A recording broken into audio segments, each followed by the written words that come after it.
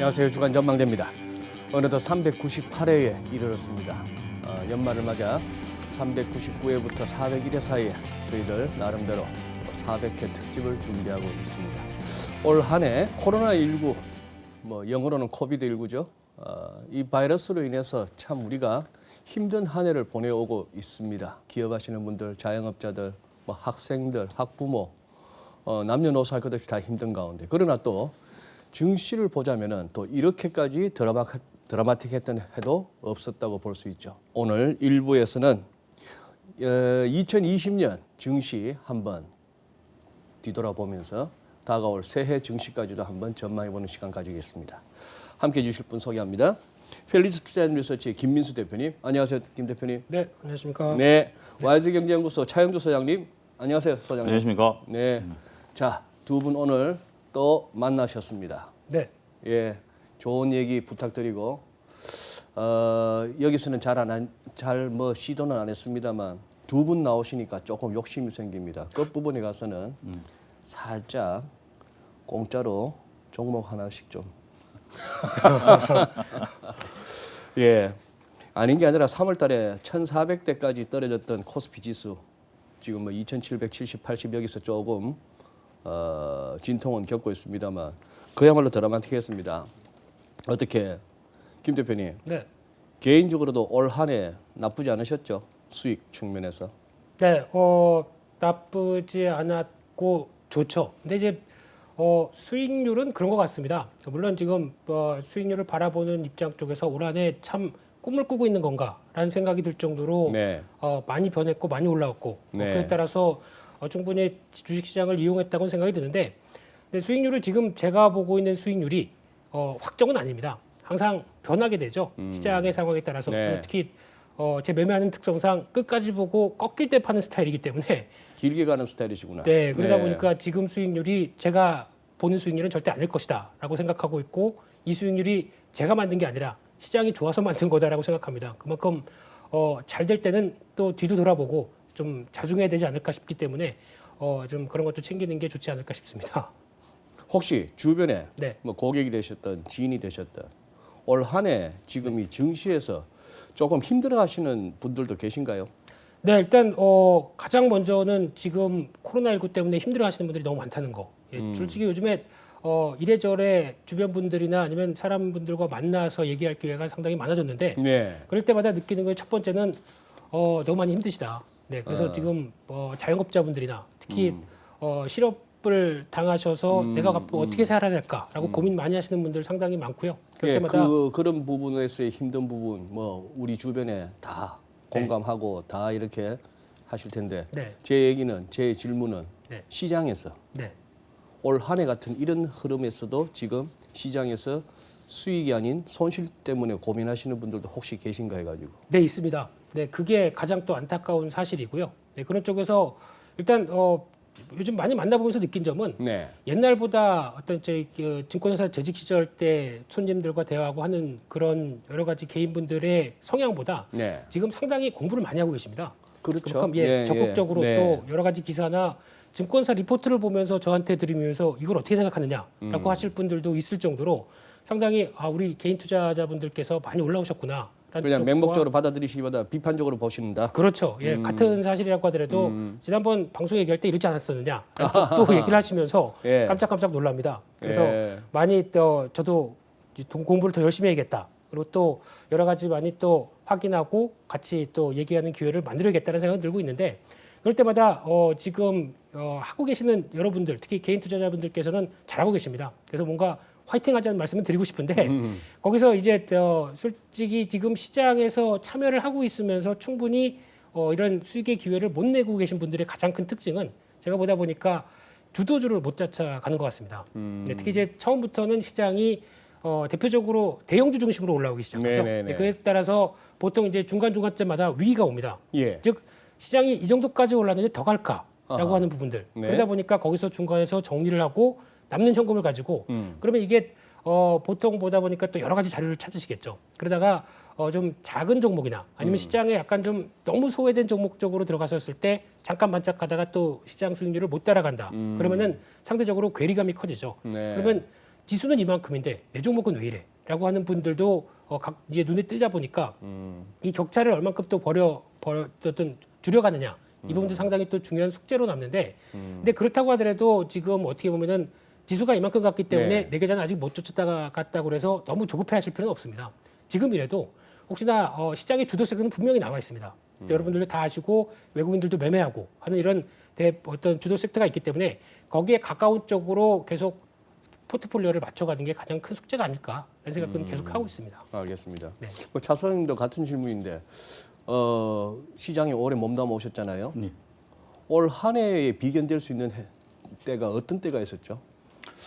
최근에 이제 요럴 불과 얼마 전만 하더라도 2015년과 16년도에 바이오 열풍 그럴 때를 한번 좀 돌이켜 볼 만하다라고 말씀드릴 수가 있겠습니다. 네. 지금은 어떻게 보면 소위 동학개미 운동을 해서 저변이 넓어졌었던 상황이라면 네. 그때만 하더라도 저변이 넓지는 않았습니다. 네. 근데 그때 당시에 소위 전문 투자자라고 불리우는 예. 증권회사 출신이라든지 아니면 뭐 주식을 좀 하셨던 분들이 소위 말해서 이제 여의도에 공실이 없을 정도로 회상을 해보시면 2015년도 16년도에 많은 분들이 주식을 이제 전업으로 뛰어드는 분들이 상당히 많았죠. 네. 그랬던 상황인데 지금은 와서 돌이켜 보면 저는 그렇게 봅니다. 그 역사는 항상 반복이 된다라는 것들. 네. 지금 김민수 대표도 뭐 저도 그런 부분에서 좀 말씀을 좀 드리면 올해 저도 수익 뭐 당연히 수익률이 좋으신 분들이 많죠. 네. 근데 저한테도 똑같은 질문을 하신 걸로 이제 보고 올해 이제 제 주위에서 보면 네. 올해 초에 그러니까 3월 4월 달에 지인들이 연락이 많았습니다. 3월, 4월. 예. 그러니까 저는 원래 주식을 이렇게 잘 상담을 구체적인 종목 상담을 잘 안 해드리니까 그걸 아니까 지인들이 연락을 안 하다가 3월, 4월에 주식시장이 좋으니까 뭘 사야 되느냐? 네. 나도 주식을 해볼까? 이런 네. 문의가 많았는데 오히려 10월, 11월부터 다른 측에서 연락들이 옵니다. 나 물려 있는데 이거 어떻게 해야 되느냐? 이 와중에 그렇습니다. 그러니까 이게 이제 그 주식시장이 좋을 것이라고 보고 우리가 소위 학습 효과를 통해서 빠지면 올라간다라는 것 때문에 3월, 4월에 뛰어드셨다라면 그분들이 올바른 자신들이 종목을 선택해서 이것들의 미래를 바라보고 뛰어드신 분들도 계시겠습니다만 네. 김민수 대표가 정확히 지적했듯이 어떻게 보면 이번에는 운도 어느 정도 일정 부분 작용을 했고 그 운이란 게 그렇죠. 그때 당시만 해도 종목군들이 슬림했습니다. 언택트라는 확실한 종목군들이 있었고 네. 언택트라는 것이 기다리면 다시 올라가는 좀 조정을 받더라도 그런 시기가 가을까지 지속이 됐었죠. 네. 근데 가을 이후로부터 보면 10월서부터 10월 고점을 못 뚫은 언택트주들이 상당히 많습니다. 네, 예. 그러다 보니 그러면서 지금 다른 주도주들이 올라가죠. 삼성전자가 신고가를 뚫고 네. 그때 당시만 해도 삼성전자를 갖고 있다라면 좀 소외당했었던 느낌 아니겠습니까? 네. 근데 지금은 삼성전자가 주도주가 되니까 언택트가 이제 소외당하다 보니 이걸 어떻게 처리해야 될지에 대해서 아직 잘 모르시는 분들이 이제 좀 당황해 하시는 거죠.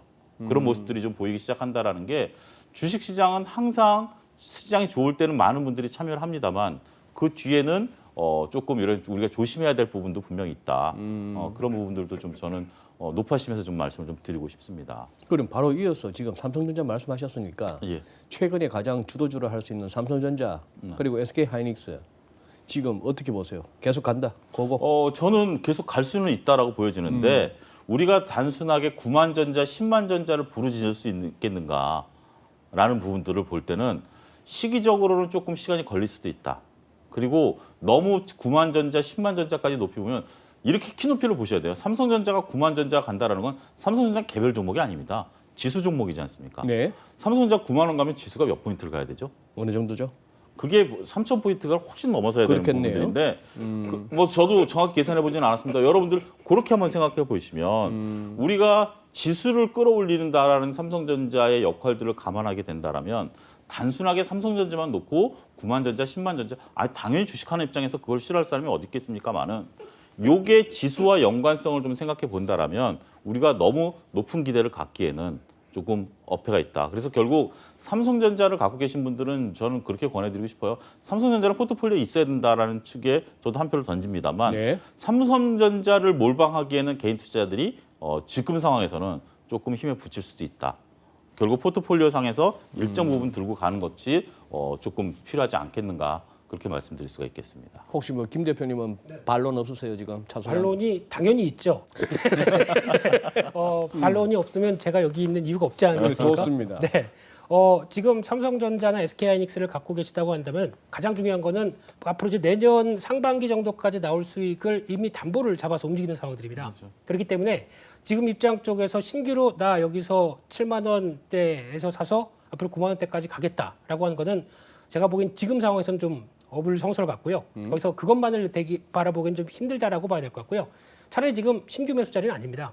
그냥 갖고 계신 분들만 갖고 계셔야 될 것 같고요.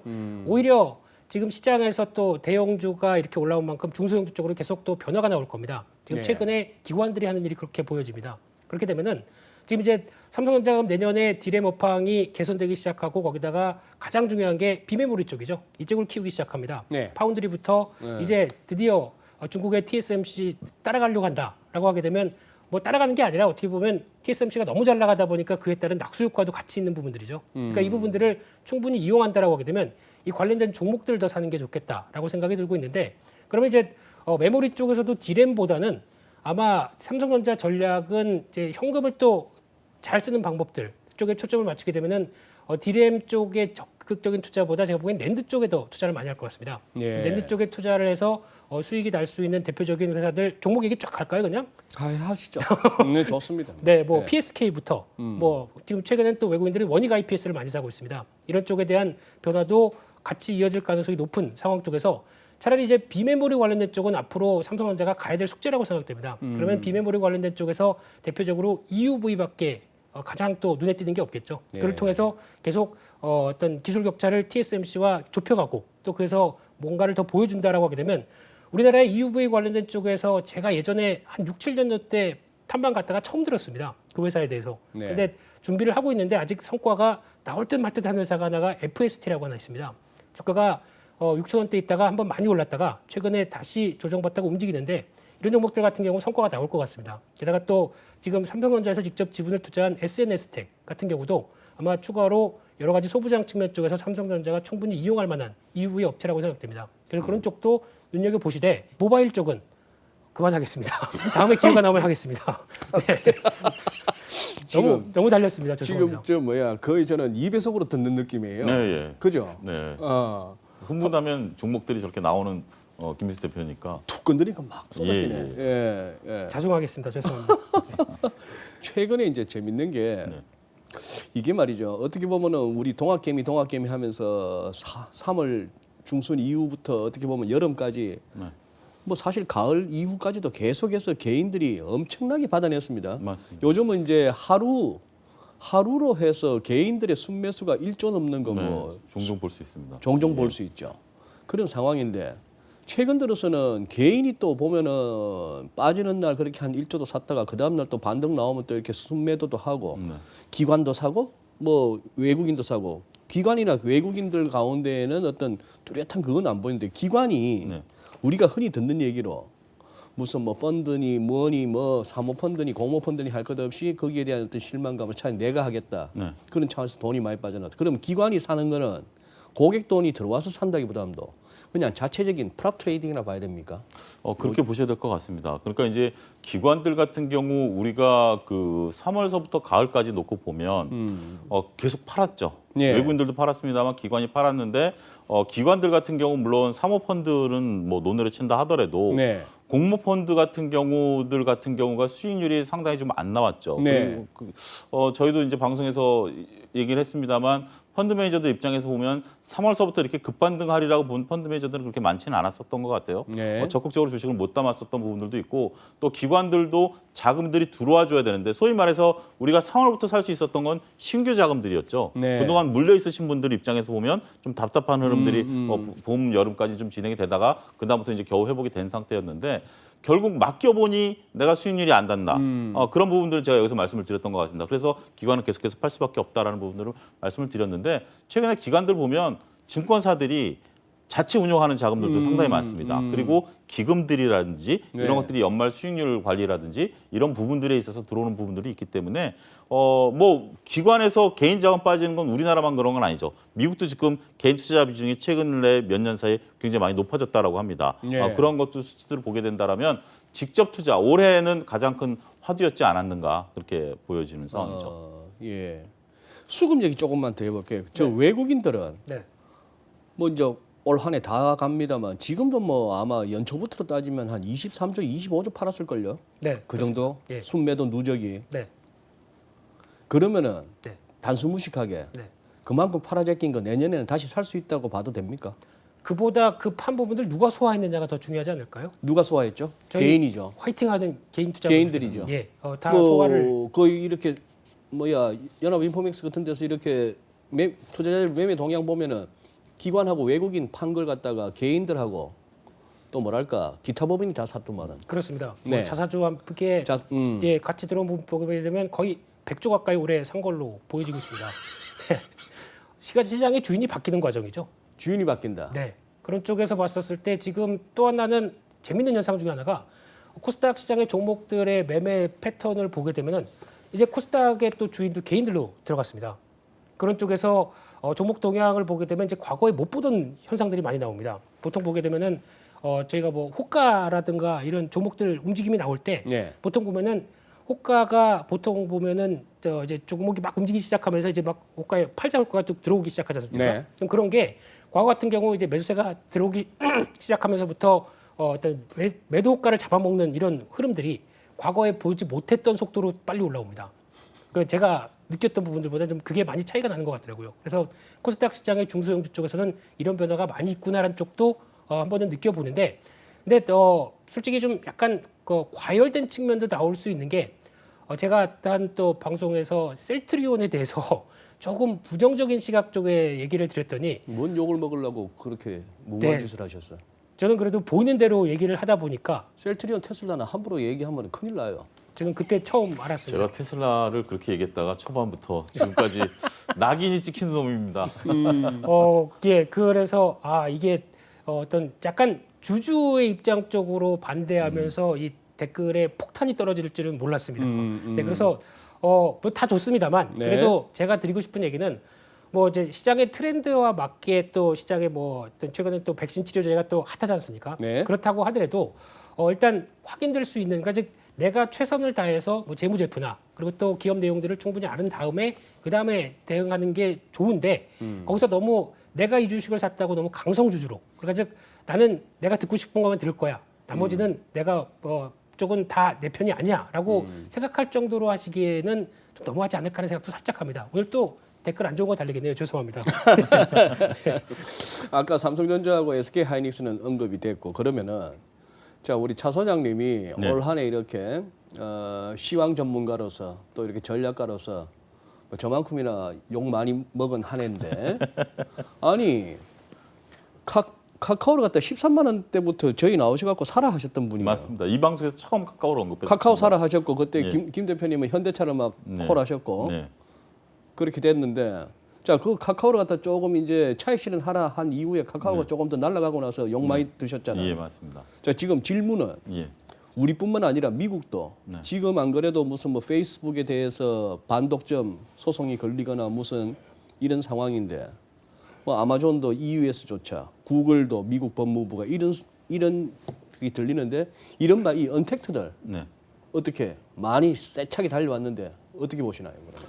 일단은 저는 뭐 일단 분위기를 먼저 좀 말씀드리고 분위기. 카카오를 좀 그다음에 이제 가치에 대해서 좀 말씀을 드리면 처음에 이제 13만 원대 요 방송에서 이제 뭐 어떻게 보면 좀 제가 봤었던 종목이니까 네. 워낙 카카오라는 종목이 이제 올해 그때 당시 요지도 그거죠. 흑자 전환 되니까 그러니까 이제 그 광고 수입 말고 다양하게 뿌려놓은 사업부들이 흑자 전환 되는데 가격은 여전히 10만 원대에서 장기 행보했으니까 올라갈 가능성이 있다라고 했을 때 그때 방송의 분위기는 카카오를 적극적으로 후속은 지문이 없었던 상황입니다. 그러니까 그때 당시만 하더라도 뭐 그럴 수도 있겠지 뭐 그냥 그런 네, 종목이었는데 이게 이제 20만 원대 가면서부터 제가 이제 다른 방송에도 출연하면 카카오 질문이 많이 들어오기 시작했습니다. 네. 그러면서 이제 관심을 갖기 시작했다라는 거죠. 네. 그러면서 카카오가 30만 원 넘어가면서부터 온 국민이 다 아는 국민주가 돼버렸습니다.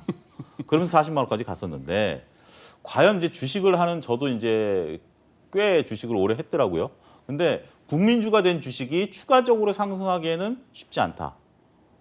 왜냐하면 누구든지 다 아는 우리가 우리가 투자의 고전을 읽어야 되는 게 그레이엄도 그렇지 않습니까? 그 피터 린치도 그렇고 파티장에서 파티가 흥미로울 때 나와야 되고 그다음에 구두닦이가 주식을 얘기하기 시작하면서부터 주식을 팔아야 된다라고 얘기하는 것처럼 네. 온 국민이 얘기하는 카카오 제가 여기서 카카오를 덧붙인다라고 해서 뭐가 될까요?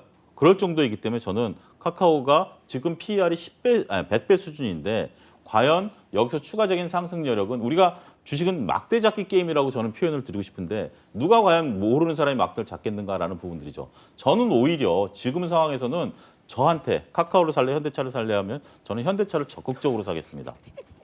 자, 여기에 반론 있으세요? 아니, 조금 더 이제- 현대차 나왔어. 현대차를 제가 적극적으로 보는 이유는 그 김인수 대표가 지금 제 생각을 들어보겠습니다만 제가 현대차를 적극적으로 보는 것은 지배구조 개편입니다. 이게 왜 그러냐면 정의선 회장이 회장 취임을 가을에 하면서 어떻게 했냐면 빅베스라는 걸 했죠. 회계를 다 밀어버렸죠. 그렇기 때문에 올해 4분기부터는 회계가 깨끗해질 수밖에 없고 그 다음부터 선포한 게 뭐죠? 비전 선포를 했죠. 전기차를 5년 내에 탑티어로 만들겠다. 그 다음에 한 게 뭐죠? 이번에 로봇 회사 합병하고 건물 100층을 좀 낮출 수도 있다라는 얘기들.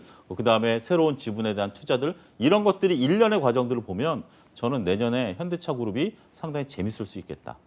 그러니까 이게 자동차가 잘 팔리느냐 안 팔리느냐의 논쟁도 필요합니다만 현대차가 주주 우선 정책, 그다음에 지금 현재 삼성 같은 경우도 이게 어떻게 보면 교과서에 나오는 얘기죠. 상속세를 내야 되는 부분에 따라서 올해 배당이 늘어날 것이다라는 얘기처럼 현대기아차도 결국 3세로 넘어오면서 주주 환원 정책도 많이 펼칠 것이고 이런 부분들을 보면 저는 내년도 현대기아차는 상당히 재밌을 것 같습니다. 제 반론 들어갈까요? 반론 네. 들어야죠. 네. 현대기아차는 지금 신규로 매수하시면 안 됩니다. 네. 왜요? 지금은 갖고 있는 앞에 얘기한 사람 민망하게. 그러려고 저 부른 거 아니에요? 오케이. 원래 형이 참아야죠. 형이 참으셔야죠. 좀 참아주십시오, 형님. 네. 근데 지금 현대기아차를 바라보는 입장 쪽에서 일단 싸게 갖고 계신 분들만 갖고 있을 영역이라고 봐야 될 것 같고요. 혹시 지금 현대차를 뭐 한 18만 원대 초반이나 이런 쪽에서 다시 노리시다고 하게 되면 약 한 22만 원 정도? 이 정도쯤에서 한번 파시는 게 맞다고 봐야 될 것 같고요. 이제 내년에 나올 실적 흐름들을 또 반영을 하는 흐름들을 확인해야 그다음에 제가 더 뭐 기존에 말씀드렸던 25만 원대 얘기를 드릴 것 같은데 지금은 이제 어느 정도 한계가 있다고 봐야 될 상황 쪽에서 이제 또 마찬가지로 현대기아차가 이제 친환경 쪽으로 나간다. 그러면 네. 친환경 부품으로 빠르게 전환되는 부품 회사들이 이제 나오기 시작을 하죠. 이런 종목들을 또 계속해서 찾고 거기에 라인업을 맞춰가는 게 더 중요하겠다라고 바라보는데 차라리 지금 현대기아차를 사시느니 저는 현대글로비스를 사야 된다고 생각합니다. 지금 같은 시점 쪽에서 앞서 지배구조 얘기도 잠깐 하셨는데 지배구조 관련돼서 지금 5대 기업이라고 과거 불리던 쪽의 지배구조가 제대로 아직 완성이 안 된 쪽은 현대차밖에 없습니다. 그런 쪽에서 봤었을 때는 현대차가 아무래도 지금 현대글로비스와 현대모비스를 합병 시도했다가 또 무산된 적이 있었죠. 네. 그런 쪽에서 여러 가지 교훈도 얻었던 만큼 그나마 현대글로비스의 지분 가치와 이쪽으로 집중을 하면서 가치가 올라가야 지금 현재 회장님께 가장 좋은 구조가 되지 않을까라는 쪽을 생각해 보게 되면 지금 만약에 사신다라고 하게 되면 저는 현대글로비스를 모아가시라고 말씀드리겠습니다. 저는 이런 얘기를 들을 때마다 저는 뭐 예전부터 좀 개인적으로 가진 의문인데 네. 주가라는 게 이런 걸로 올라가는 게 바람직한 겁니까? 무슨 뭐 지배구조니 뭐니 이런 걸로.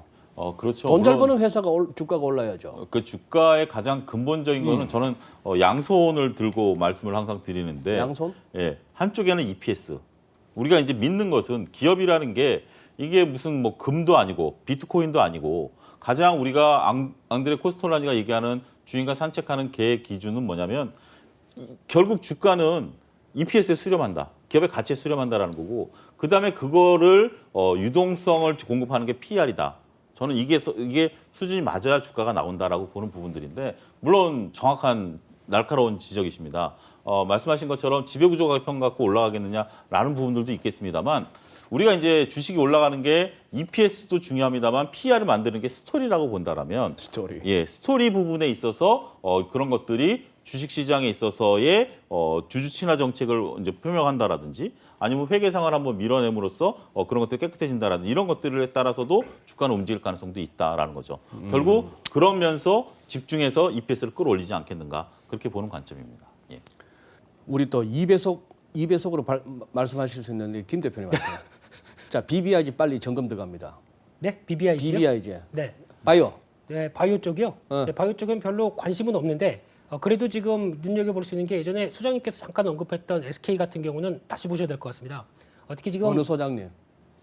이 소장, 예, 형님께서 차 소장님. 예, 아, 예. 예, 영주 형님께서 얘기하셨던 SK 가지고는 또 논란이 좀 있었던 것 같은데, 근데 지금 동향을 보게 되면 우리나라에 지금 CMO라고 하는 회사는 지금 삼성바이오로직스가 걸쭉한 회사가 있죠. 그와 함께 또 최근에 mRNA라고 해서 또다시 좀 부각을 받고 있는 대표적인 또 CMO 업체가 ST팜입니다. 그래서 좀 주가가 뜨거운 상황들인데 이쪽과 함께 지금 SK 같은 경우도 최근에 오늘자 기사를 보다 보니까 또 해외에서 M&A 시도를 했습니다. 유전자 치료제 관련된 CMO 업체를 또 인수를 하기 시작합니다. 그럼 벌써 최근 들어서 3개를 인수합니다. 그러면 SK도 또 CMO의 강자가 되려고 노력을 하는 부분들입니다. 근데 아마 주가에 또 자회사의 SK 팜테콘가 이 회사로 인해서 들어오는 상황이다 보니까 직접적으로 영향은 없다고 하더라도 만약에 또 예전처럼 SK 바이오사이언스를 IPO를 시키면서 또 받았던 부각이라든가 이런 부분들이 나오기 시작하게 되면 또 이 회사도 또 당연히 IPO를 시키겠죠. 지금 예상은 2022년도로 얘기를 하고 있는데 이런 부분들이 반영될 때마다 SK도 이제 들먹일 때가 나올 부분이라고 생각되고 있는데 그렇게 되면은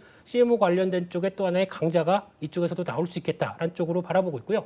그 밖에 또 보고 있는 자잘한 종목들은 있는데 이거는 뭐 그냥 오케이. 넘어가겠습니다. 네. 그 다음에 네. 배터리, 배터리는 배터리 좋습니다. 네.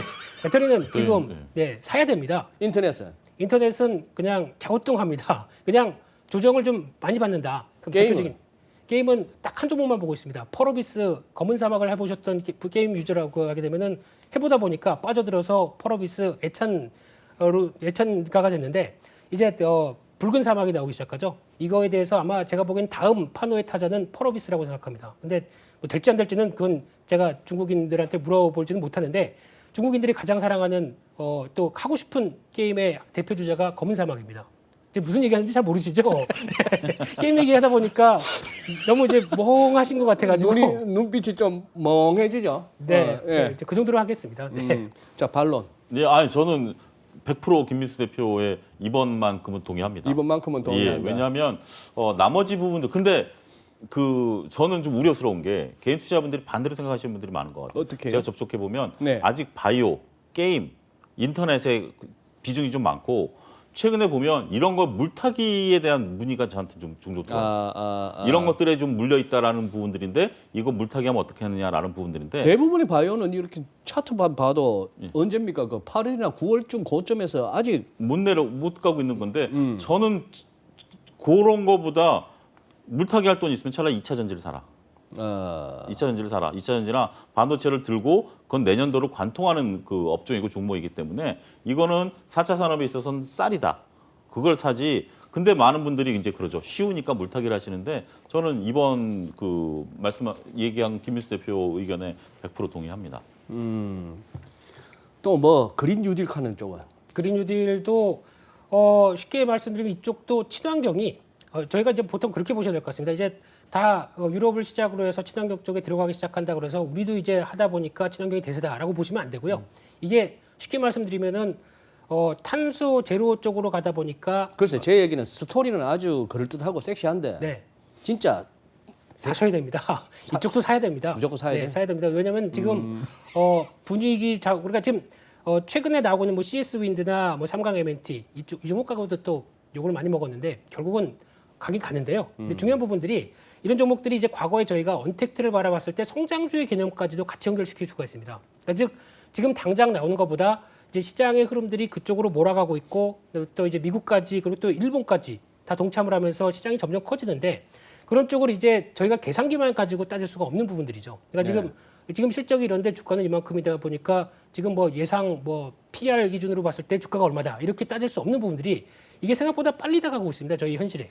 그런데 이 부분을 가지고만 단순하게 그걸 보면서 저 주식은 비싸다라고 생각하게 되면 절대 지금 비싸다라고 생각하는 장벽 자체를 없애시는 게 더 좋다고 생각됩니다. 그래야 저는 오히려 그 부분은 좀 기다렸다가 좀 사는 게 낫지 반론. 않겠는가. 자, 반론 한번 들어봅시다. 듣겠습니다. 형한테 아까 반론만 했잖아요.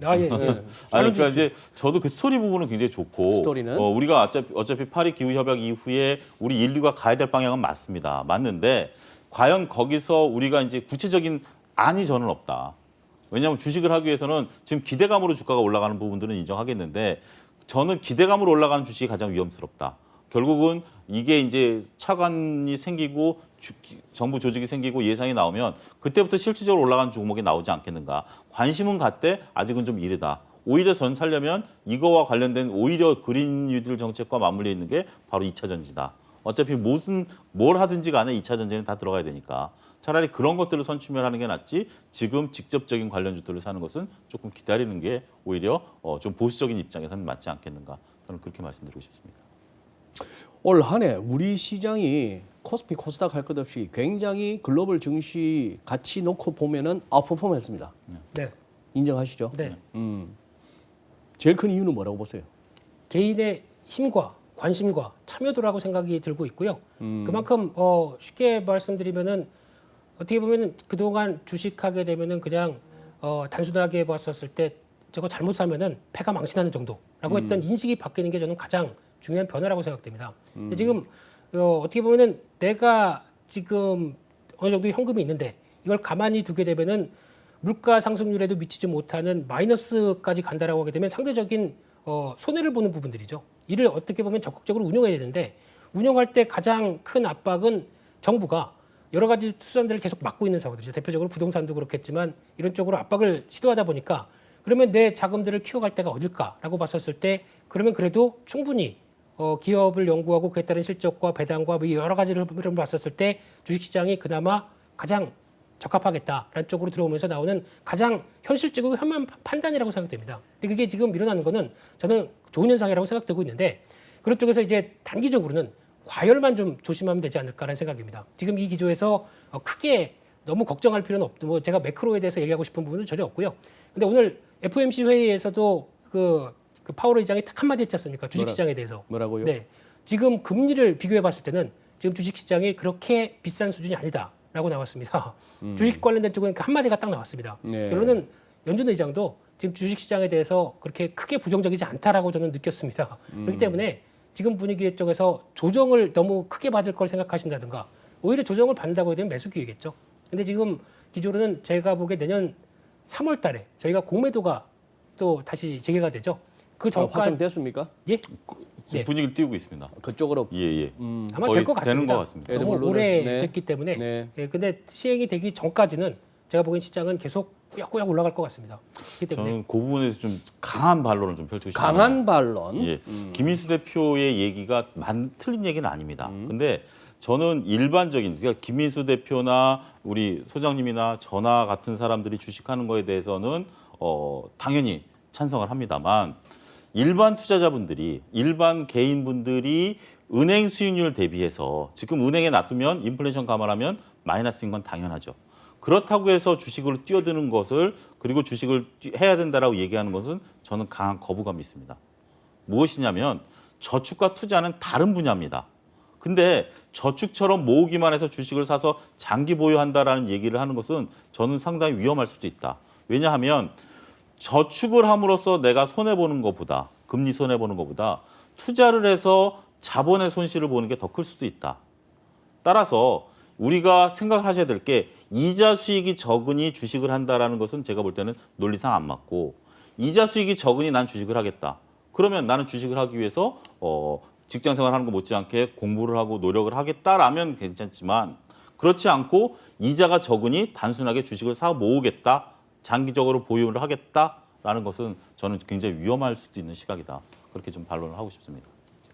제 반론. 그렇게 생각하셨던 분들이 지금 와서 어떻게 생각할까요?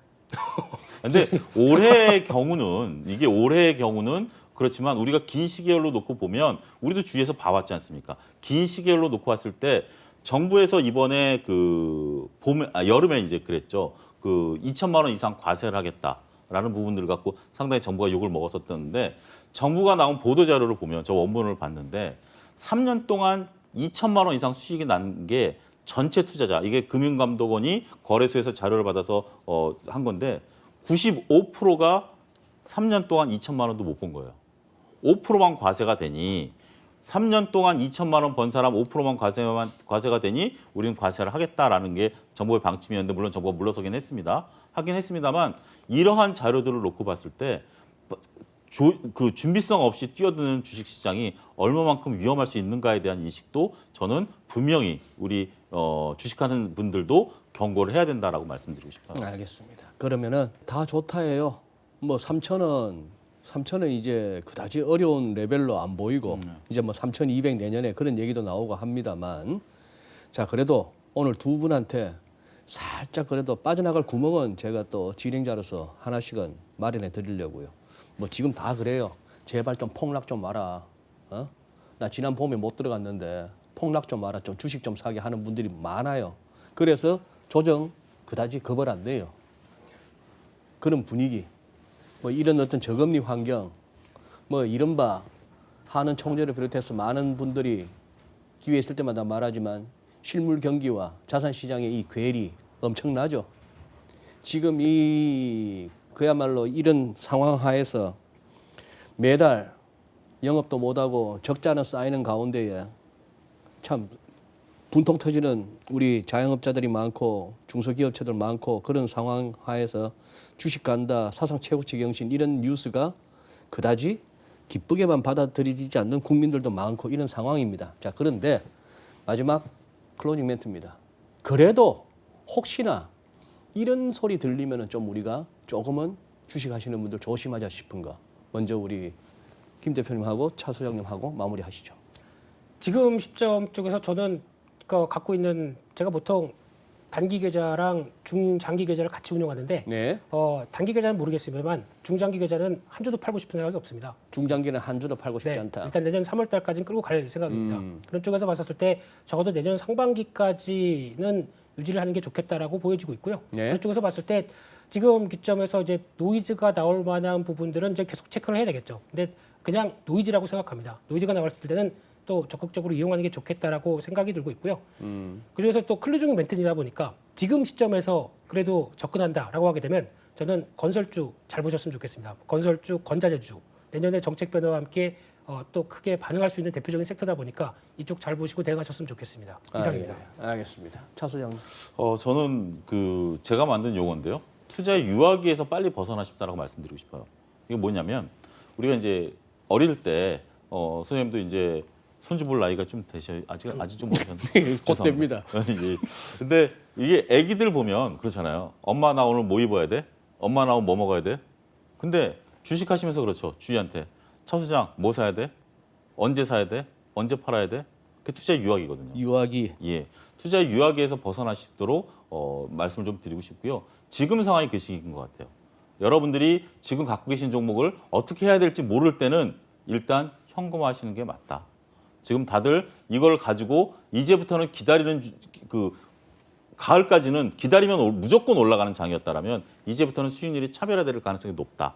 지금부터는 여러분들이 배우셔야 되는 것은 어떤 종목을 얼마에 사느냐가 아니라 어떤 종목을 어떻게 리스크 관리를 해야 되느냐, 계좌 관리를 해야 되느냐를 여러분들이 배우시는 시기가 돼야 된다는 점을 말씀드리면서 오늘 클로징 멘트를 하겠습니다. 두 분 말씀하시는 내용 보면은 거의 이거는 멱살잡이를 해야 되는 수준인데 네. 늘 보면 웃고 있고 끝나고 나면 뭐 서로 좋아서 근데 주식이라는 게 그래서 건강한 것 같아요. 의견이 한쪽으로 쏠리지 않고 의견이 다르다라는 것은 이거는 맞고 틀리고의 문제가 아니라 서로 간의 의견을 제시함으로써 나의 생각을 바꿔가는 건강한 작용이지 이게 감정이 상할 그러니까 자칫 잘못하면 여러분들이 그렇게 받아치는 경우가 있어요. 김민수 대표에서 앞서 언급을 했다시피 나와 생각이 다르면 배척하고 나와 생각이 다르면 무조건 쟤는 틀린 놈이고 내가 맞다라는 거. 이게 주식시장에서 가장 피해야 될 요소 중에 하나다라고 덧붙이고 말씀드리겠습니다. 그렇죠. 자, 오늘 이렇게 뭐 연말 바쁘신 시간에 두 분 고맙습니다. 네, 감사합니다. 오늘은 또 서강대학교 경제대학원 김영익 교수님 모셔서 인플레이션 관련한 강의 한번 들어보도록 하겠습니다. 교수님 안녕하십니까? 네, 안녕하십니까? 그동안 잘 지내셨죠? 예, 오랜만에 뵙습니다. 네. 예. 그동안 저는 뭐 계속 유튜브 상에서 교수님 이렇게 뵙고 하시는 말씀도 이렇게 뭐 꾸준히 이렇게 뭐 팔로우 해왔습니다. 좀 오늘의 주제와는 좀 그겁니다만 교수님 이제 완전 시황관이 좀 바뀌신 것 같은 느낌이 들던데 제가 제대로 들었는지 모르겠습니다. 뭐 제가 생각보다 올해 주가는 많이 올랐는데요. 네. 되돌이켜 보면은 제가 올해 그 분기별로 경제 전망을 하면서 네. 1분기 하락, 2분기 상승, 3분기 조정, 4분기 상승, 그리고 내년 상반기는 좀 좋을 것이다. 뭐 이렇게 전망을 했고요. 네. 근데 항상 제가 그 단기하고 장기하고 좀 구분해서 전망하는데 또 내년 전체적으로 보면은 저는 그 장을 그렇게 좋게 보진 않습니다. 그래서 그렇게 단기와 장기. 예, 예. 네. 그래서 일부 언론에서는 제가 많이 좀 바뀌었다 이런 식으로 이야기를 하는데요. 그 단기하고 장기 뭐 제가 뭐 4분기부터 내년 뭐 연초까지는 괜찮게 보는데 또 내년 하반기 가지고는 시장이 상당히 좀 어려울 것 같습니다. 저도 가끔씩 그런 느낌이 드는데 어디서 뭐 방송이 됐건 유튜브 매체가 됐건 제가 전하고자 싶었던 메시지와는 다른 제목이나 썸네일이 달릴 경우가 왕왕 있거든요. 예. 그래도 이제 11월 들어서는 그래도 이제 어떤 상승 쪽으로 콜하시는 게 어떻게 보면 단기 전망이라고 받아들이면 되겠군요. 예, 예. 그래서 네. 제가 10월부터는 뭐 긍정적인 이야기를 좀 많이 했었습니다. 예. 그런데 제가 뭐 계속 저 비관론을 이야기했다고, 예, 그 좀 4분기 좋다고 이야기하니까 많은 분들이 좀 생각이 많이 바뀌었냐 그런 질문을 하시는데요. 항상 그 단기, 장기 뭐 그냥 저는 이제 크게 변화는 없는데요. 예. 저도 어디 가서 뭐 이제 좀만 좋아지겠습니까? 이러고 나면은 달리는 댓글 가운데 이제 팔아야 되겠구나 이런 댓글 보면 좀 서운하기도 하고 우습기도 하고 뭐 그렇긴 합니다. 자, 서론이 길었는데 저 오늘 인플레이션 오는가 경제에 미치는 영향은 이런 제목을 가져오셨습니다. 다들 인플레이션 없다고 그러는데. 예. 그런데 최근에 무슨 파이낸셜 타임즈 기사인데요. 이게 파이낸스 예, 예. 타임스. 마틴 울프라고 유명한 칼럼니스트가 있거든요. 예, 마틴 울프. 예, 최근에 예. 찰스 구다트라고 유명한 경제학자가 앞으로 인구 고령화가 되면서 소비할 인구는 많아지고 생산할 인구는 줄어드니까 인플레이션이 올 수밖에 없다. 그래서 그 마틴 울프가 저 글을 쓰면서 미국 물가가 내년에는 5%, 많게는 10% 정도 오를 수 있다. 내년에요? 예, 그 심각한. 예, 그렇기 때문에 우리가 모든 생각을 바꿔야 된다. 이런 칼럼을 썼거든요. 예. 그래서 우리가 인플레 문제 한번 생각해 볼 필요가 있고요. 예, 그다음에 영국의 또 이코노미스트라고 경제 주간지 있지 않습니까? 이코노미스트. 네. 예, 거기서도 바로 최근에 인플레 문제를 다뤘어요. 근데 여기서는 인플레 급등은 없다. 예, 그러나 우리가 계속 지켜는 봐야 된다. 네. 예, 이런 이야기를 했거든요. 예, 그래서 인플레에서 우리가 좀 관심은 가져야 됐고 만약 저는 올 수도 있다고 보고 있기 때문에 네. 오면은 우리가 그동안 가졌던 거 투자의 생각을 많이 바꿔야 되거든요. 그래서 예. 우선 장기적으로 보면요. 1980년까지는 인플레이션 시대였었어요. 1980년까지.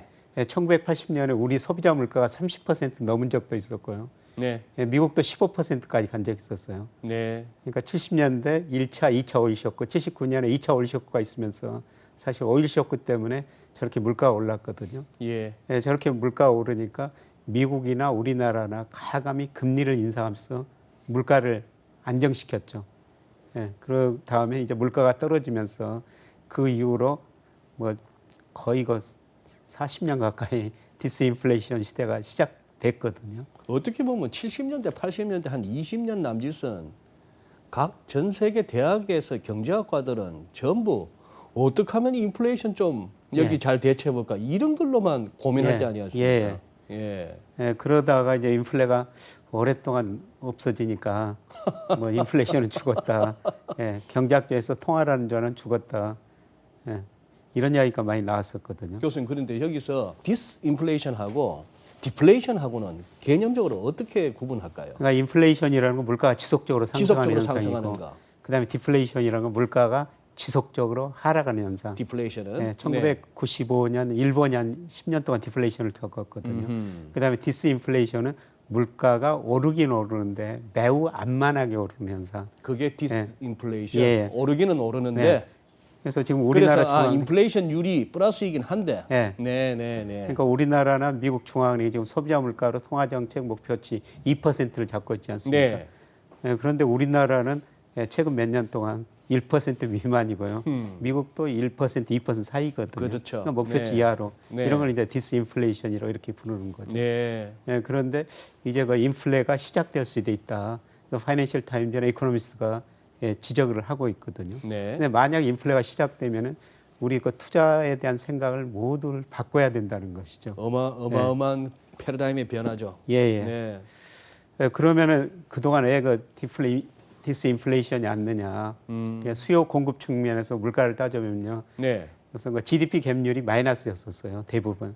그러니까 GDP 갭률이라는 것은 뭐냐면은 잠재 GDP하고 실제 GDP 차이인데 그게 마이너스였거든요. 나중에 잠재 GDP에 미치지 못하는 명목 GDP 성장이었다. 그러니까 수요가 구조적으로 부족했다는 거죠. 그렇겠네요. 예, 그다음에 돈이 많이 안 돌았어요. 통화 통화 승수가 승수가 많이 하락했죠. 네. 예, 그다음에 공급 측면에서 더 중요한데요. 중국이 2001년 WTO에 가입하면서 저임금을 바탕으로 물건을 싸게 생산하고 전 세계에 공급해줬죠. 저게 참 컸겠습니다.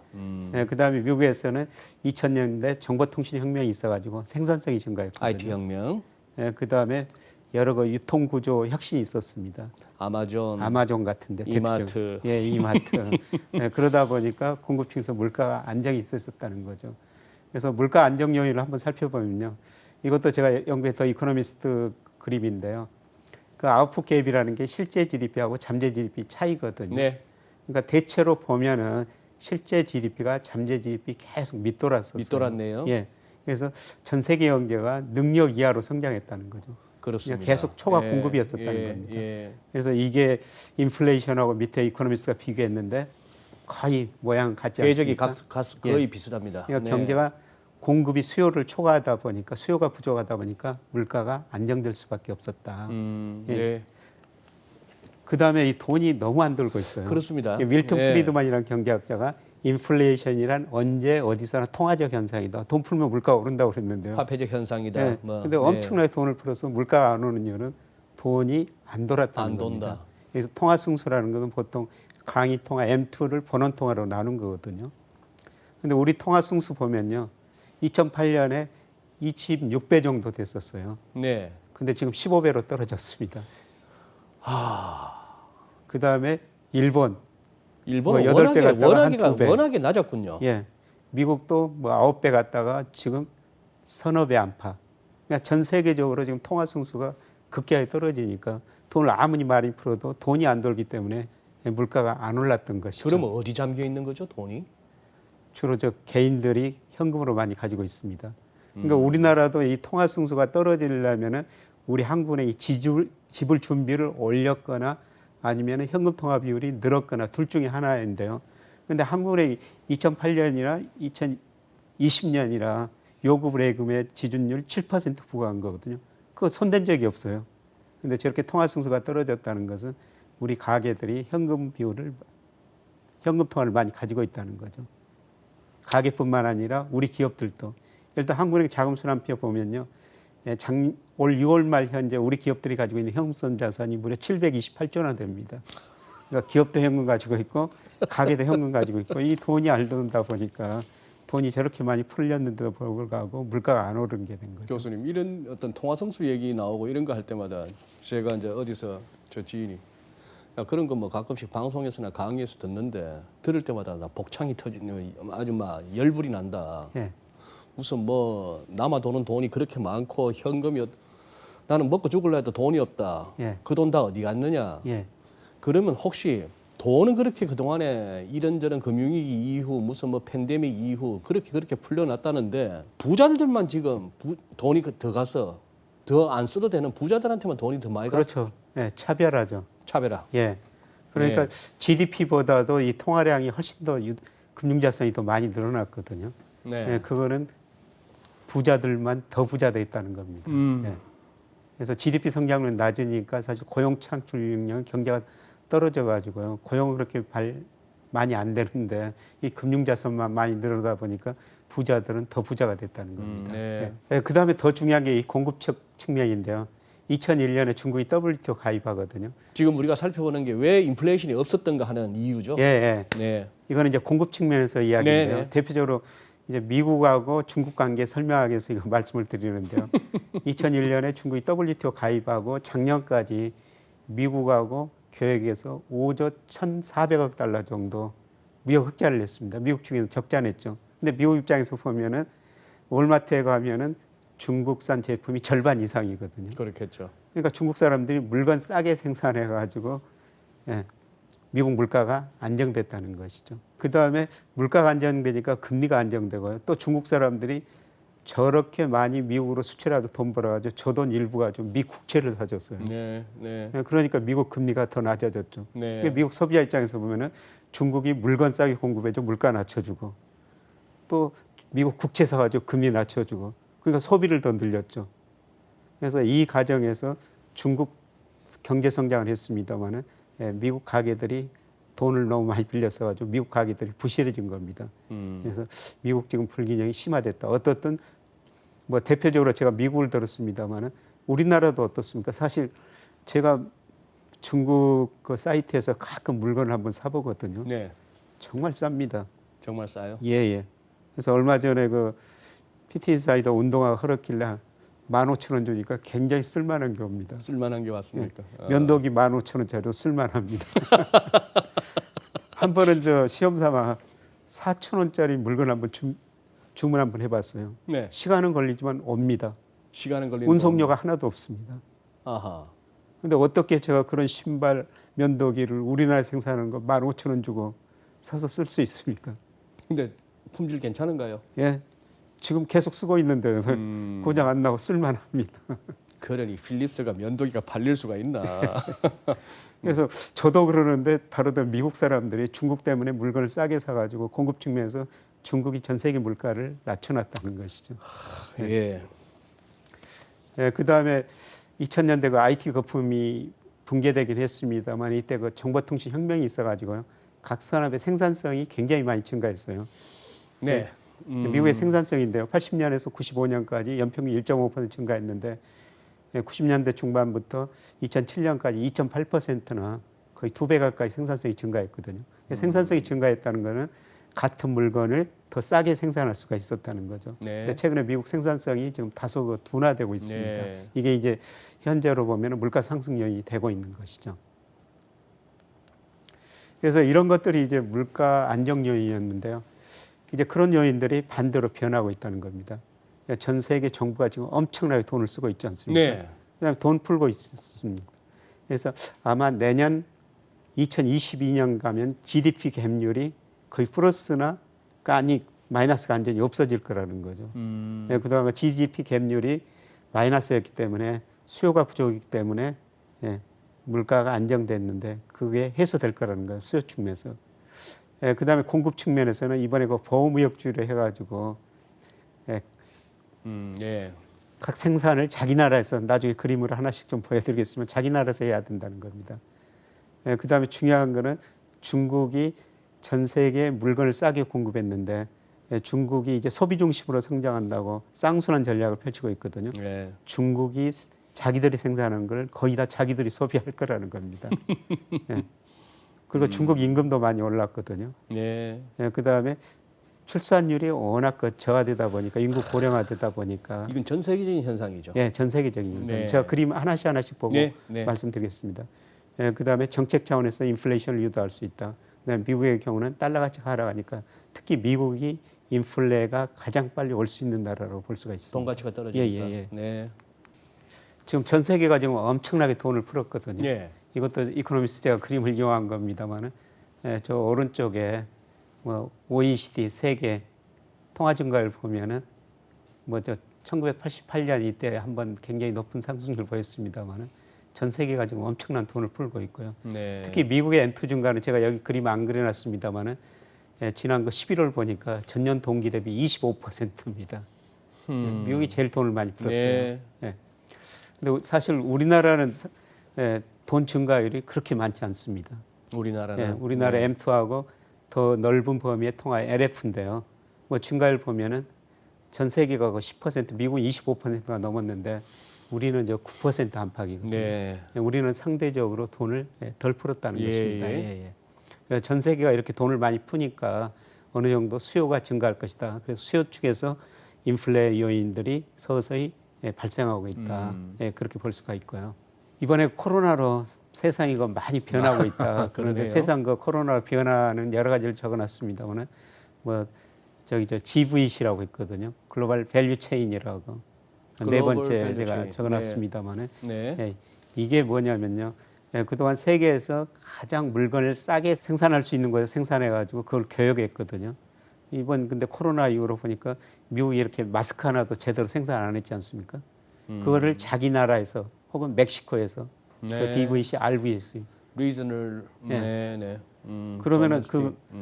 중국에서 마스크를 생산하는 것도 미국, 멕시코에서 그렇게 싸게 생산할 수가 없다는 거죠. 그렇겠죠. 그런데 지난 거 트럼프 대통령이나 새로 대통령이 될 바이든 이런 분도 이제 우리가 미국을 사자, 미국에서 생산해가지고 미국에서 사자 그러는데 월마트에 진열된 상품 50% 이상이 중국산이라고 그러는데요. 그걸 미국에서 생산한다면 그렇게 싸게 생산할 수가 없습니다. 네. 예. 그리고 이제 중국의 임금도 오르기 때문에 예, 그렇게 싸게 생산할 수가 없거든요. 예, 그래서 또 공급 측면에서 인플레가 발생할 수 있다. 뭐 이런 예, 요인들이 인플레 요인이 하나가 될 수가 있다는 것입니다. 교수님 다 이렇게 화면을 보니까 이해가 됩니다만 눈으로 봐도 이해되는데 여기서 문명의 충돌은 어떤 의미인가요? 예, 이번 코로나가 문명의 충돌을 일으켰다는 건데요. 미국 가면 자유의 여신상이라고 있죠. 네. 예, 자유 여신상이 상징하는 게 한마디로 자유거든요. 자유죠. 예, 그다음에 중국 가면 만리장성이라고 있는데 만리장성이 상징하는 건 안전이에요. 코로나로 자유 안전에 충돌이 있었다는 거죠. 예, 그러면은 자유를 강조한 미국하고 안전을 강조한 중국하고 누가 코로나에 더 잘 대처했냐는 것이죠. 물론 중국이 일부 통계를 숨기고 있다고 그러지만은 안전을 강조한 중국이 코로나에 훨씬 더 잘 대처하고 있다는 것이죠. 예. 알겠습니다. 예, 그다음에 이제 중국이 가장 큰 문제인데요. 예, 중국이 그동안 투자를 많이 해가지고 생산을 해가지고 전 세계 물건을 공급했는데요. 예, 문제는 중국이 이제 소비가 굉장히 많이 늘어날 거라는 거죠. 중국에서 쌍순환 전략이라고 그러는데요. 과거에는 투자, 수출 중심으로 성장했는데 네. 이제 소비 중심으로 성장한다는 거죠. 예. 예, 중국의 1인당 국민소득이 $10,000가 넘고 계속 이제 자기들이 생산하는 걸 자기들이 소비할 거라는 겁니다. 그래서 전 세계에 물건을 공급할 능력이 축소된다는 것이죠. 이게 이제 금융시장에도 주는 의미가 뭐냐면은 과거에는 중국이 물건을 싸게 생산해서 전 세계에 수출해가지고 그 돈 벌어가지고 전 세계에 특히 미국 국채를 사주면서 자금을 공급했거든요. 그런데 이제 갈수록 중국이 자기들이 생산한 걸 자기들이 소비하고 멀리 내다보면 중국의 경상수지 혹은 무역수지가 적자로 돌아설 수가 있다는 겁니다. 하하. 예, 그러면 전 세계 중국이 자금을 공급할 수가 없으니까 전 세계 실질 금리가 오를 수밖에 없다는 것이죠. 물가뿐만 아니라 예, 금리도 오를 가능성이 높다는 것입니다. 예. 그래서 전 세계 그동안 물가가 안정된 요인은 중국이었었는데 앞으로 인플레이션을 초래할 요인이 또 중국이라는 것입니다. 네네네. 예, 그다음에 중국의 임금도 많이 상승한 건데 이것도 파이낸셜 타임즈에서 제가 구다트 이분 글을 이용한 건데요. 중국의 임금이 미국에 얼마나 되는가 이걸 비교하는데요. 아 이게 여기는 그러니 미국이 중국 중국 임금이 한 30배 되던 게 예. 요새는 이제 한 5배 정도밖에 안 된다. 이렇게 많이 중국 이렇게까지요. 예. 이 해봐야 이제 2000년에 한 35배 가까이 됐었는데 20년 사이에. 예. 지금 5배로 이렇게 중국의 임금이 많이 올랐다는 겁니다. 그래서 더 이상 중국이 물건을 더 싸게 생산할 수가 없다는 것이죠. 네. 예. 그래서 중국이 자기들이 생산하는 것을 자기들이 소비할 뿐만 아니라 또 임금이 오르니까 물건을 과거처럼 싸게 생산할 수 없다는 것입니다. 그럼 우리 기업들이 생산 기지를 중국에서 베트남이나 뭐 인도네시아 이런 데 옮긴 것도 저 영향도 크겠네요. 예, 그렇죠. 예, 네. 예. 네. 그다음에 이게 중요한 게 이건데요. 하하. 인구 예. 고령화가 굉장히 많이 되죠. 깝깝한 그래서 얘기입니다. 예, 1970년하고 2019년을 비교해 놨는데요. 네. 0세에서 14세 인구 이게 1970년대는 굉장히 어느 나라라 가지고 관계없이 다 많았었거든요. 야, 저 파란색이 젊은 층이고 빨간색이 리타이어. 예. 그렇게 은퇴자들인데. 은퇴자들이 선진국뿐만 아니라 일본은 엄청 늘어났고요. 예. 중국도 많이 늘어난다는 겁니다. 예. 근데 과거에는 뭐냐면은 또 이분이 여성 인력 가지고 따지는데요. 여성 인구가 노동시장에 굉장히 많이 참여하면서 임금도 떨어뜨리고 물건을 싸게 생산할 수가 있다는 거죠. 여성 노동 공급이 많이 늘어나가지고. 근데 문제는 뭐냐면은 여성들이 일을 하다 보니까 애를 덜 낳았다는 그러네요. 예. 것입니다. 예, 그러다 보니까 애를 덜 낳다 보니까 젊은 층은 줄어들고 그렇습니다. 고령 인구는 늘어나고 예. 그러니까 젊은 사람들이 이게 생산을 해야 되는데 생산할 수 있는 인구는 줄어들고 이제 저 네. 고령층은 주로 소비 인구지 않습니까? 예. 소비 인구만 늘어나다 보니까 수요는 늘어나는데 상대적으로 공부할 능력은 줄어드니까 앞으로 인플레가 올 수밖에 없다. 제가 이 데이터를 보면서 미국이 산업 생산하고 소매 판매 네. 이걸 장기적으로 한번 비교해 봤어요. 예. 근데 산업 생산보다 소매 판매가 늘어나는 속도가 훨씬 더 빠릅니다. 생산 그러니까 생산보다는 소비가 소비할 더 인구가 더 많다는 것이죠. 예. 예, 그래서 그 인플레가 발생할 수밖에 없다. 음. 예, 그다음에 이 15세에서 64세 이 사람들이 일할 수 있는 인구거든요. 네. 이미 그 선진국은 옛날부터 줄어들기 시작했고 가장 중요한 중국이 2014년 이후로 이게 이제 줄어들고 있다는 겁니다. 생산할 수 있는 인구가. 네. 예, 지금 이 인구가 늘어나는 데는 그 아프리카 뿐이거든요. 예, 그래서 아프리카에서 예, 생산을 예. 많이 해줘야 되는데 예. 아프리카가 생산 능력을 갖기는 힘들다는 것입니다. 음. 예, 그래서 인구 고령화, 생산 능력 감소 이런 것들이 노동력 축소로 연결되고 노동력이 축소되다 보니까 결국 그 노동자의 임금 교섭력도 높아진다는 것이죠. 그래서 임금도 오르고 물가도 오를 수밖에 없다. 네. 예, 그래서 인플레가 올 수밖에 없다. 그래서 이런 거 경제학자들 이런 일을 많이 주장하고 있습니다. 상당히 뭐 설득력 있는 주장들입니다. 네. 예, 그래서 인플레가 올지 안 올지는 이제 누구도 모르는데요. 예, 그런데 제가 파이낸셜 타임즈 내년에 소비자 물가 5%, 많게는 10%, 미국이. 예, 그 깜짝 놀랐어요. 야. 과연 올 수 있을 것인가? 저는 그 정도는 아니라고 보고 글쎄. 있거든요. 예. 그런데 미국은 또 하나 문제가 있어요. 이 달러 가치가 계속 떨어지고 있지 않습니까? 예. 달러 가치가 떨어지면 미국 소비자 입장에서 보면은 수입 물가가 수입 비싸지는 물가가 거죠. 올라갈 수밖에 네. 없거든요. 예, 그래서 인플레가 온다면 세계에서 가장 먼저 올 나라가 미국이다. 미국이다. 이렇게 보고 있습니다. 네. 예, 그래서 파이낸셜 타임즈가 지적한 것처럼 뭐 5%, 10%는 아니더라도 내년에 최소한 2%는 넘고 3% 넘을 수도 있다. 예, 저도 그런 전망 한번 해보거든요. 네. 예, 그런데 저 미 연준이 평균 물가 목표제를 도입했기 때문에 물가가 일시적으로 2% 넘더라도 금리 안 올릴 겁니다. 과거 최근에 그 물가 계속 2% 이하이기 때문에요. 2%좀 넘더라도 금리 안올린다고 연준이 그런 약속을 했지 않습니까? 예, 예. 그다음에 오늘 새벽에도 네. FOMC 열렸습니다만은 그 점도표라는 게 보면 이거는 언제든지 변하는데요. 네, 네. 뭐 2022년까지 올린다는 사람이 한 사람밖에 없었거든요. 17분 중에서. 예, 예. 예, 그리고 2023년도 대부분 현재 금리를 0% 금리를 유지하겠다. 예, 그랬는데 이런 이제 물가 상황이 변하면 그 점도표도 금방 변할 수가 그렇겠죠. 있거든요. 지금 이거 잠깐 이렇게 보니까 딱 그거네요. 예, 파란색의 달러 인덱스하고 빨간색의 소비자 물가인데 거의 뭐 약간의 시차는 있습니다. 예, 약간의 시차는 있습니다만 예. 거울을 맞보듯이 그냥 예, 달러 약해지면 소비자 물가 소비자 오르고, 물가 오르고. 달러 강한 시절에는 소비자 물가가 좀 떨어지고. 예, 예. 네, 네. 예, 그래서 인플레가 제일 빨리 올 수 있는 나라가 미국일 수가 있다는 겁니다. 네. 아까 그 중국 음. 공급 측면에서 그다음에 수요 측면에서 또 그다음에 달러 가치 하락하기 때문에 인플레가 미국서 먼저 시작될 수 있다는 것이죠. 오늘 안 그래도 12월 17일자 지금 녹화분입니다만 달러 인덱스가 90을 갖다가 하회하기 시작합니다. 오늘. 예. 네. 그래서 인플레가 오면은 뭐 미 중앙은행이 연준이 참겠지만 결국 금리 인상할 수밖에 없고요. 그다음에 중국이 뭐 미역수 흑자가 자기들이 소비하니까 전 세계 자금을 공급할 능력이 줄어듭니다.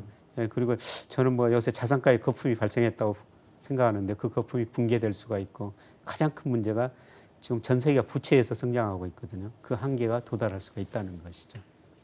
그래서 인플레가 오면은 상당한 저는 충격이 한번 올 수가 있다.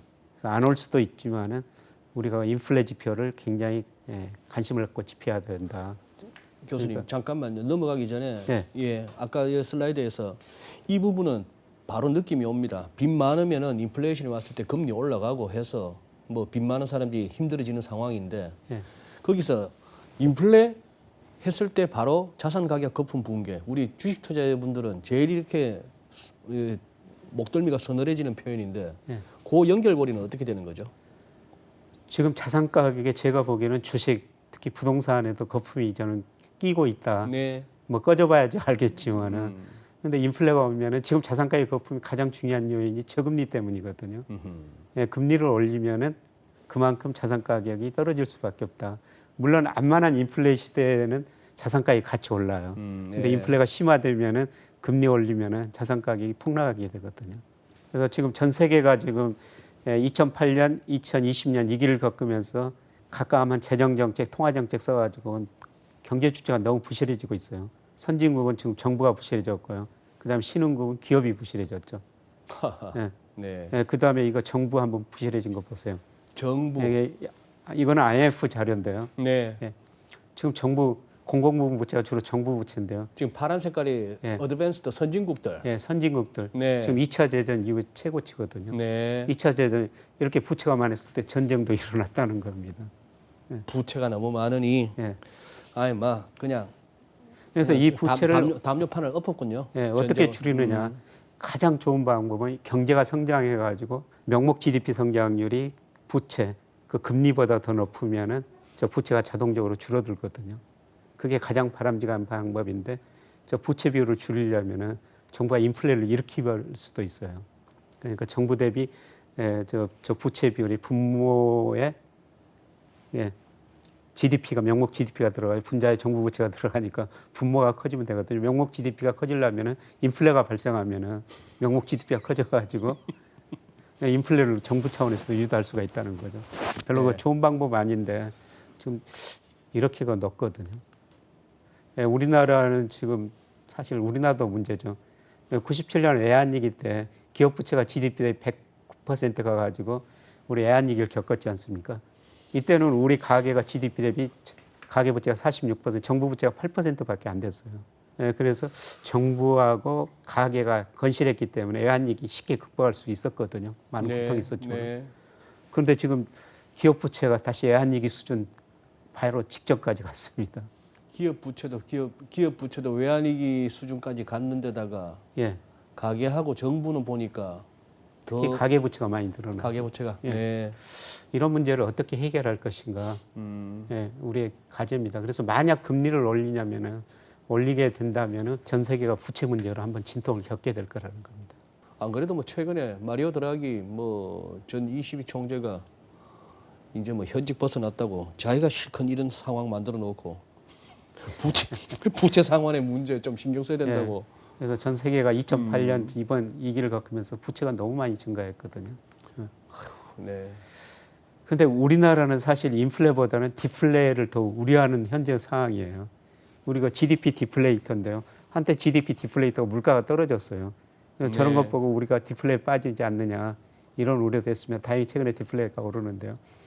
그런데 미국이 아주 강한 인플레가 안 오고 적당한 인플레가 온다면은 우리한테는 오히려 도움을 줄 수 있어요. 우리는 지금 인플레보다는 디플레이션이 더 문제거든요. 우리나라는. 예, 예. 근데 우리나라 소비자 물가와 미국 소비자 물가와 방향은 같거든요. 네. 그래서 미국에서 심각한 인플레가 안 온다고 가정하면 완만한 인플레라고 완만한 온다면 인플레라면 오히려 우리나라에는 긍정적인 영향도 줄 수가 있습니다. 예. 하기야 옛날부터 인플레가 다 나쁜 건 아닌데 좋은 인플레이션도 있다는 얘기 참 예, 많이 예. 했었죠. 네. 그런데 이제 가장 큰 거는 채권 투자자들이죠. 물가하고 채권 수익률은 똑같이 방향으로 움직이고 있거든요. 같은 방향으로 움직였네요. 1980년부터 물가가 떨어져 채권 수익률 떨어졌기 때문에 채권 투자한 사람들은 계속 돈 벌었죠. 그렇습니다. 근데 만약 인플레가 온다면은 채권 수익률이 오를 수밖에 없다는 거죠. 네, 그래서 요새 그 물가 연동 채권 뭐 이런 것들도 서서히 이야기가 되고 있습니다. 그쪽으로 뭐 수요가 많이 몰린다고. 예. 우리나라도 마찬가지로 그동안 물가가 떨어져 금리 계속 떨어지고 채권 투자해서 계속 돈을 벌 수가 있는데요. 네. 물가가 오른다면 예. 채권 투자 비중 가감히 줄여야 되죠. 예. 그 뭐 채권자들 한 10년, 짧게는 10년, 길게는 20년 그냥 다음 코만 있으면 벌었네요. 그래서 안만한 인플레이션은 주가가 오르는데요. 네. 근데 인플레가 심화가 되면 금리 오르고 주식시장에도 거품이 좀 붕괴될 수가 있다는 겁니다. 그 다음에 최근에 금값이 많이 오르다가 지금 조정을 보이고 있는데요. 네. 금은 인플레 해지 수단일 수가 있거든요. 그렇죠. 예. 그래서 예. 저는 금은 뭐 이런 식의 비중을 조금 더 늘리는 게 좋지 않을까 이런 생각을 해봅니다. 예. 네. 뭐 시간 관계상 제가 좀 간단하게 말씀을 드렸었습니다. 예. 그래도 이게 조금 교수님 좀 어느 정도의 뭐 급하게 온다기보다는 조금은 시간이 걸리는 현상 아니겠습니까? 아무래도. 예, 조금 시간이 걸리죠. 그래서 저는 내년 하반기부터 인플레가 미국서 시작해가지고 아마 2022년 하반기는 조금 상당한 인플레가 올 거라고 보고 있거든요. 네. 예, 그러면서 미 연준도 어쩔 수 없이 금리 인상하고 미국이 금리 인상하면 다른 나라 중앙은행도 거기에 따라 좀 반응할 수밖에 없거든요. 예, 그러면서 이 부채 문제, 그다음에 자산가의 거품 문제 이런 것들이 심각하게 한번 대두되리라고 보고 있습니다. 조금 느낌상 그런 느낌이 듭니다. 거의 뭐 등산으로 치면은 한 7분홍선, 8분홍선까지 왔는데 남은 이 9분홍선, 10분홍선까지 이거 다 내가 그거 올라갔다가 잘못하면 거기서는 뭐 눈도 한번 맞을 수도 있고 일찌감치 해가 져서 하산길에 고생도 할 수 있는데 이 정도에서 내려갈까 아니면 끝까지 한번 남은 1, 20%도 마저 다 먹을까 고민이 되는 그런 어떤 예, 그래서 저는 가끔 뭐 이런 농담을 하는데요. 예, 아직 파티는 안 끝났다. 파티는 안 예, 끝났다. 파티 즐기기는 즐긴데 그 출구 바로 옆에서 즐기시는 게 좋을 것 같다. 그렇죠. 파티는 즐기되 출구 가까이에서 즐겨라. 예, 예. 알겠습니다. 교수님 오늘 또 많은 또 공부가 된 하루였습니다. 예, 예, 이게 뭐 당장 오는 게 아니라 예, 그렇습니다. 예, 항상 계속 좀 우리 물가는 김영익 이거 교수님의 지켜봐야 될 것 어떤, 같습니다. 예, 예. 김영익 교수님의 어떤 강의 내용이나 시황에 있어서는 그 시간적인 그 배분 단기냐 중장기냐 하는 부분이 상당히 또 중요한 그런 부분입니다. 우리는 이런 걸 통해서 또 대비하고 무엇을 또 살펴야 되는가 하는 것을 또 점검하는 시간이 된 거 아닌가 싶습니다. 교수님 감사합니다. 네, 고맙습니다. 네, 이번 주 주간 전망대는 여기서 마무리하도록 하겠습니다. 고맙습니다.